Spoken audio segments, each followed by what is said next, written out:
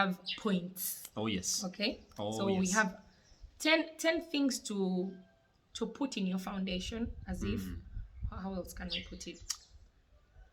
Yeah. Building your foundation. Building your foundation. And these are like 10 things to look out for, or to ensure that this is part of the foundation. We're talking about dating well. Oh, yeah. Okay. Are you ready? I will talk about growing together. This is point number 1, and today we have points. It's so serious. Oh, yes. Point number 4, growing together. I feel like when you do not grow together, you grow apart. Something that you used to say, love, that people want to return to good memories. Yes. And that if whenever I'm with a particular person, it makes me feel bad about myself, it makes me feel down, there's a negative vibe about it, I'm going to avoid that person. Yes. Okay? Because certain people make you feel a certain way. Yes. I love coming back home because I know that as soon as I enter, my sons are going to dance, they're going to run and hug me, then they're going to just throw me down and all these nice things, and it just does something, it gives me good vibes. So I love coming back home to get that thing, and I love hanging out with them and hearing their stories. So in the same way, in a relationship, the thing about growing together is that you're building memories together.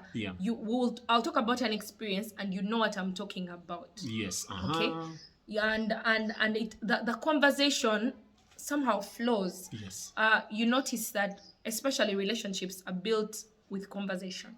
I don't know if people know that, but it's the exchange of words that helps me to know what you're thinking, what you're feeling, what your dreams are, what your past is, and all that. And so that past thing is important. Let's note it down.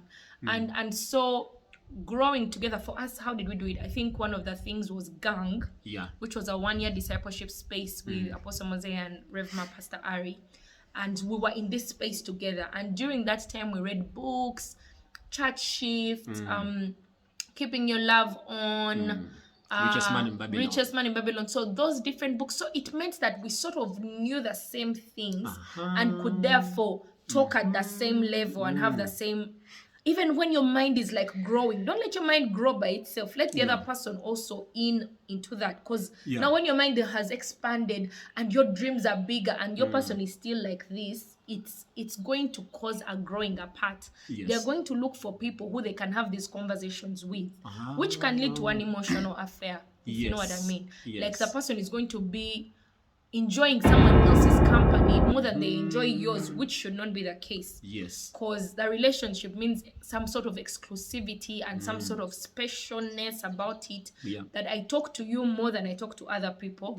That I share my feelings, my deeper feelings more with you than with others.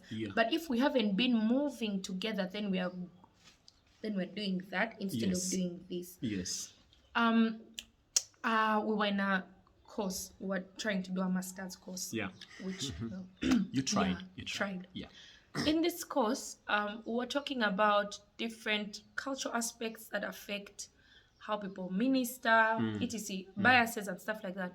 And someone said that they posted it in the chat. This class was online. They posted and said that so that the lecturer says, the professor says that you should attend masters with your spouses. You should attend such things with your spouses. And the guy was like, why would my wife do a masters? And everyone was like, because aren't you both? Like, no, she should be at home. She should be at home taking care of them. This is an actual human being saying these words. She should stay at home and take care of the home. What is a master's going to help her in? Why does she need it? Why does she need to grow her education? Why does she need to improve education? She should stay at home and look after her children. An actual human being in 2022, 2023 was saying these words, okay? So, people, I think you should be on speaking to it. It's getting personal. It's getting personal. Like, what's that stuff, right? The thing about, and this is something that I think Pastor Macharia, we send you greetings. One of the kinds of intimacy he talked about was intellectual intimacy. Intellectual here being that our minds are clicking each other. when you say something, I understand. it. And one of the things that actually leads to, I think also it was mentioned in Affair-Proof Marriage, that book. One of what, because when you're talking about that guy, that gentleman who wants his wife to stay home as being a master's, is that he's going to find another lady at the master's program who clicks him when he's jazzing his master's things, his doctorate things. Okay, that's PhD.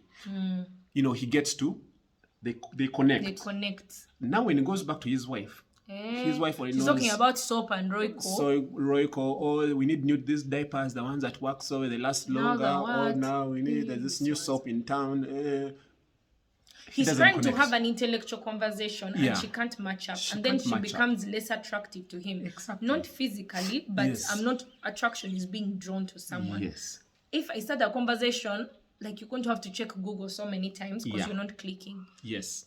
So and that's why now you are right now as you're dating, ensure that both of you, and you know when you're talking about that, is that when you come together, that's just the point of, is it incidents?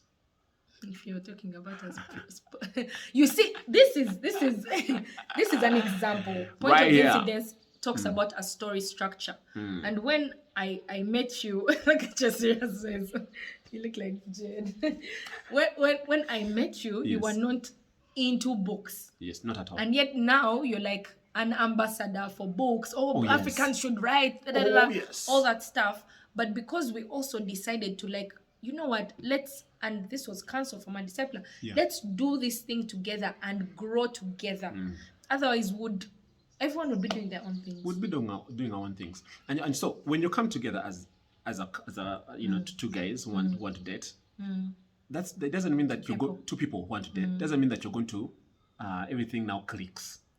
You can actually grow apart. Like you just met, and then from that point on, it was growing apart. Yes. And that's what we're talking about, that now, that intellectual intimacy, growing together, you need those things that you came together, but now you're just getting closer and closer and closer. One of my friends at university asked me, I was going to say he or she, but the paper might start triangulating. But what else do people do when they're dating if it's not like kissing, making out? This was an actual genuine question. Wow.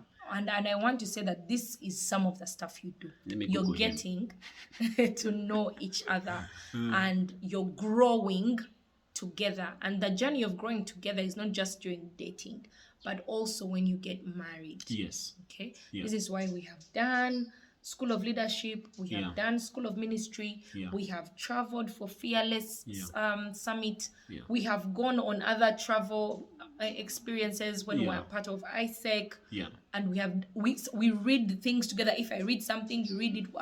We have like our Kindle, our Everand, our what else are together for us to learn. But then also when you're learning something about sound, you know, sometimes I can be like slow to catch on, but then sometimes I find like, I know this audio engineering thing, kind of thing. So that growing together, intellectually specifically, we're emphasizing intellectually, because we've talked about the spiritually part. So intellectually. What else? What other foundation thing do you think one of the other things is serving. Growing in service. That's a problem, sorry. Still concerning growing together, I know a couple where the girl started despising that guy. They were dating. Say what now? Started despising the guy because so spiritual, if you know the 5 capitals, if you're in worship harvest, you know the 5 capitals. If you're not, there's a book called Economics by Mike Breen and Ben Stank, and he talks about the 5 capitals. Spiritual, relational, intellectual, physical, and financial. So you can think about growing in those areas together. This girl started growing financially because she was doing the work and listening to Upmost teachings and reading the book, straightforward financial growth and all that, and being in those spaces. And the guy was not. So his conversation started being below par. And her admiration for him started dwindling and waning. Yeah. And that thing can happen. And one of the things that I tell girls when they're asking me about dating is that you have to admire him. Yes. You have to admire the person who is going to be your head. Now. Yep. This person has to be, I think one of the things that I really liked about you is that you wanted me to grow. Yeah. If the person is keeping you from growing, if when you're like, hey, I want to do this course, they're like, another course. Now why? For what? Red flags. You're already beautiful. Yeah? You're already beautiful. What else do you need? It's okay. Let me start for you a business. I like you like this. You don't have to do. A certain guy did that to a girl, and yet now they're not together. She wanted to go for a master's, and the guy was like, no, let me open for you a shop. You don't have to go master's for what? Now all that time you'll be away. Be here near home, have a shop. Wow. But now they are not together, and he spoiled her chances. Wow. So if the person is keeping you back, they're not causing you. There are so many things you caused me to be a part of. Leadership, when I joined, I was freshman, first year, first semester, I was not doing anything. But because of Pastor Paul, woo, cheers! Thank you. Insert cheers. So I joined ISEC, became a team star, which is sort of like a team member, but like a star in the team. Became a team leader. Yeah. Joined the local chapter for Chambogo, then joined the national, the board thing under Caroline. Yes. So all that stuff was helping me to grow as a leader. I did not know that one day I'm going to lead a church. Yes. But because I had a person with me, who were not even married, but every time you would keep on looking for opportunities for me to lead, for me to be a part of something big and something great. Because you guys don't know this, but by the time Pastor Paul made me, I wasn't speaking like this. There was no way I was going to put on a phone and start speaking to anyone about anything. I was not speaking publicly. I was not even singing. Wow. You remember, Love? Yes. I was not singing. I had stopped singing. Abstained. I was abstaining from singing. And yet I love music and I love to sing and I love to lead worship. I was not doing any of those things. Why? And you spotted all these things in me. And that's how I knew this man is going to be my husband. Because just the word, no husband, it's like crop husbandry. The person is going to like nurture and grow and prune and pull out all these things in you. So for ladies, the person needs to be that kind of person. And sometimes I can have like a big head and pretend that I know what I'm doing. But you see through all that and most of the time you'll be like, babe, like get your act together. You know, you're that kind of person for me, and I really, really appreciate it because you've helped me a great deal become the woman that I am. I don't remember who I was telling, but even working for Worship Harvest, you're the one who brought that opportunity for me. I used to work in a medical center, guys. I studied social work and community development, right? I would not be even in a space of working for a church if you hadn't seen that thing and you're like, it's a particular gang meeting I missed, and Apostle talked about hiring a personal assistant, and you called me after that meeting and you said you had told the Apostle that I think Roxie likes doing that stuff, handling schedules and things like that. She might be interested, and that's how I have this meeting with UpM and start working at Worship Harvest. Wow. So this man, when you see me loving him, now ladies, the person needs to be the kind of person you're not just growing together, but then they're also seeing things in you and calling them out and finding opportunities for you and setting up platforms for you.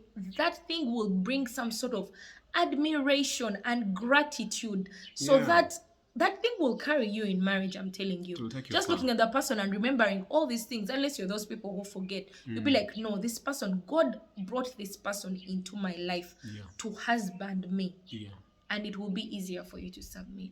Wow, that's my submission. What a submission. Come on, let's give it up for Pastor Roxie. I like a submission. Talk to us about going together. You know, and I just wanted to say thank you, for sharing those words, because I was also being encouraged as you're talking about like, I did that, who that? Anyway, thank you. And our next point, serving together. Serving together is going to help you a lot. Because remember, during the dating time, again, from where we started, is that you're working towards marriage, right? Yeah. The point of the dating is to get to to marriage. So you're finding out more about your helpmate. And one of the best ways to get to know your person is when you're doing different things or tasks together. They get to reveal, is he a team player? Is he competitive? Is he supportive? Does he help other people when they go down? Yes. So all those things you get to discover them through different activities, not when you're texting each other every day. That won't cut it, okay? No, we did that, but also these things, okay? So when you go to serve together, for example, serving in church, I think that has helped us a lot. So much. And especially because we're in the same church, That helps, guys. That also really helps. And so we get to serve on different teams. Remember, I started out by serving on the sound team, in the worship team. So we'd be together in rehearsals. Yeah, rehearsals were together. I get to increase your volume. Thank you. Hey. That's why you could hear her soprano. Hello. Anyway, getting to serve together. So you get to also know the person more. And because now you're also working together. We've worked together a lot. Since we met, we've been working together. Do you know that? Oh, yeah. Yeah, at a certain point, you are my boss. Oh. Yes, at university, in the organization. Yes. He was my boss, and you were not a good boss. I wasn't, You were so tough. Because I liked you. Hey. That's what boys do when they let go. Me, I don't know about that. I remember talking to my mom. I wasn't going to give it to you easy. There are these two boys in the organization. One is Paul, one is Ronald. Hi, Ronald. And they're always so tough on us. I just wanted to. I was hiding, This was before he asked me out. You can't see me coming. But serving together, it's going to help you grow together a lot. We've done missions together. We've started things together.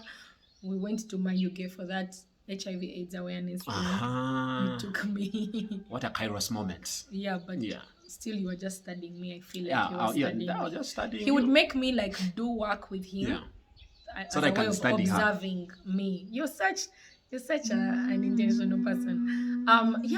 Serve together. Get opportunities to serve together. Yeah. So that's five things, 5 elements to definitely include in your foundation as part of dating well towards a healthy marriage. We're going to be back very shortly with the next 5 points. Drop a comment, let us know. Do you have a question? Is there a story you have? Is there something we said that you're relating with? Do let us know. See you in a bit. Oh yes.